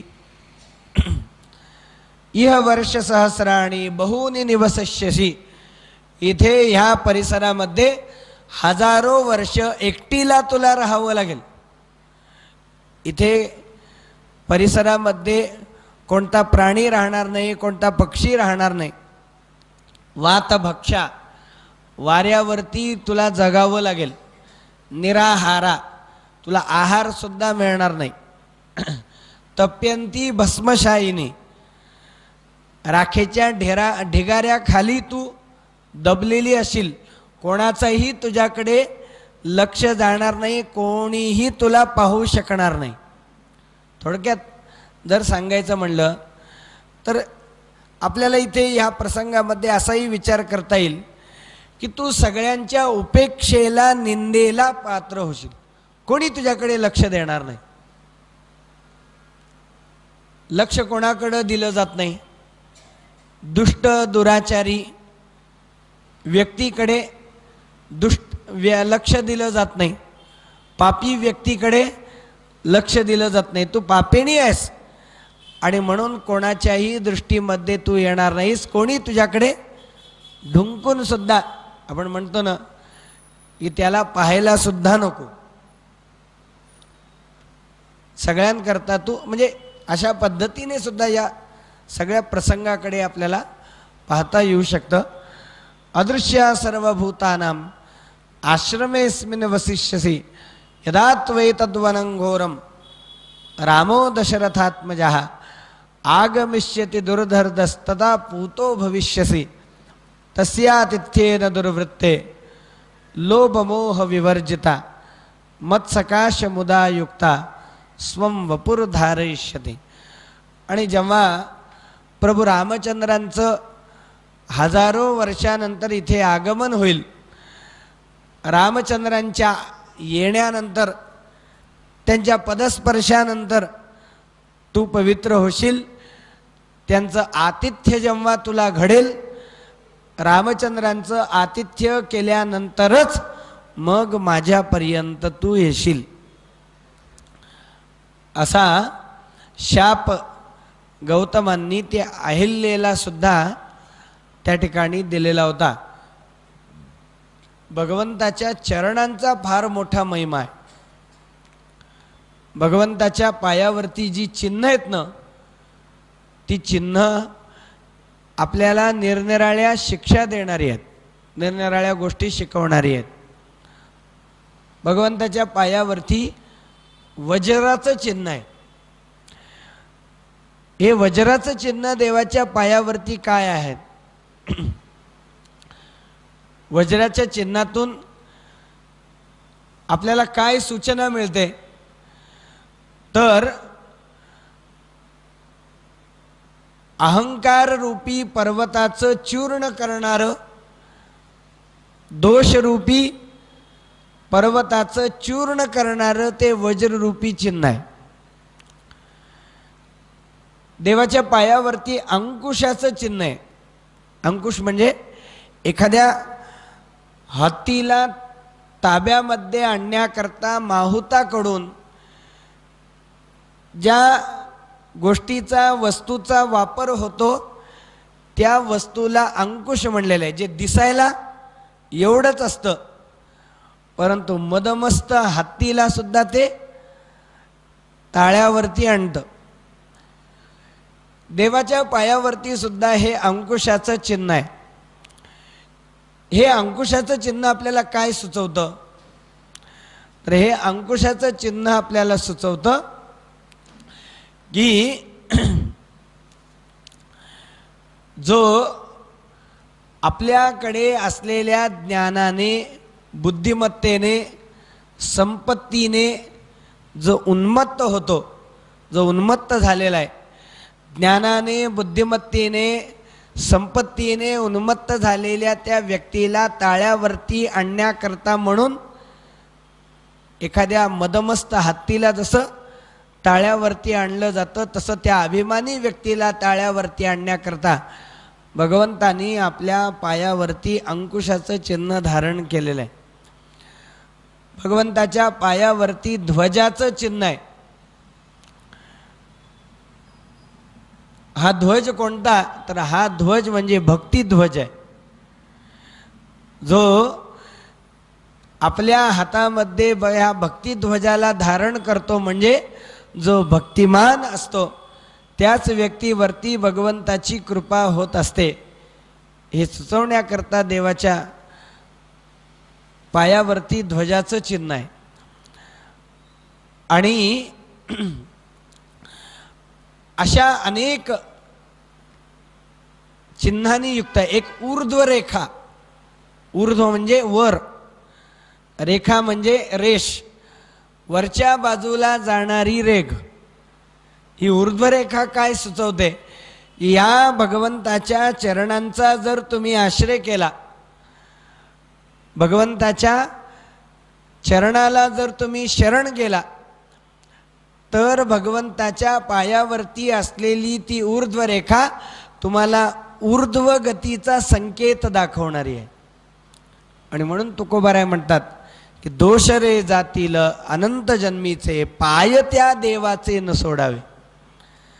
जर तुम्हाला तुमच्या जीवनाला धन्यता आणायची असेल तर तुम्ही भगवंताच्या चरणकमलांचा आश्रय करा, त्या चरणकमलांचं ध्यान करा. संचिंतयेत भगवतश्चरणारविंदम वज्रांकुशध्वज सरोस रुहलांछनाढ्यम. तेव्हा ध्येयं सदा परिभवग्नमभीष्टदोहम भृत्यार्तिहं शरणपालभवाब्धिपोतं वंदे महापुरुषते चरणारविंदम. देवाच्या चरणांची शरणागती पत्करली पाहिजे. तेव्हा भगवंताच्या पदस्पर्शाच्या योगाने, भगवंताच्या पदस्पर्शाच्या योगाने अहल्येचा उद्धार झाला. अहल्येने भगवंताचं पूजन केलं, भगवंताचं आतिथ्य केलं. अहल्येचं आतिथ्य भगवंताने स्वीकारलं आणि भगवंताच्या आशीर्वादाने ती अहल्या जी आहे गौतमांना प्राप्त करती झाली. भगवंताच्या योगाने अहल्येचा उद्धार झाला. अहल्येचा उद्धार करून भगवान परमात्मा मिथिलेमध्ये विश्वामित्रांच्या समवेत, लक्ष्मणाच्या समवेत प्रविष्ट झालेले आहेत. विश्वामित्रांचं जनक राजाकडून कशा प्रकारे स्वागत होतं, रामचंद्रांना ते शिवधनुष्य कशा प्रकारे पाहायला मिळतं, त्या धनुष्याला विश्वामित्रांच्या आज्ञेने दोरी लावत असताना ते रामचंद्रांकडून कसं भंगलं जातं, सीतेच्या समवेत रामचंद्रांचा विवाह कशा प्रकारे संपन्न होतो, बाकीच्या तीनही भावांचा विवाह हा कशा प्रकारे संपन्न होतो, आणि अयोध्येमध्ये भगवान परमात्म्याचं आगमन झाल्यानंतर रामचंद्रांच्या राज्याभिषेकाचा विचार हा कसा केला जातो, राज्याभिषेकाची तयारी कशा प्रकारे होते, हे सर्व कथानक आपल्याला श्रवण करायचं आहे. काही काळच्या विरामानंतर परत एकदा कथेला आपण प्रारंभ करू. सीताकांत स्मरण. जय जय राम. महारुद्र हनुमान की जय.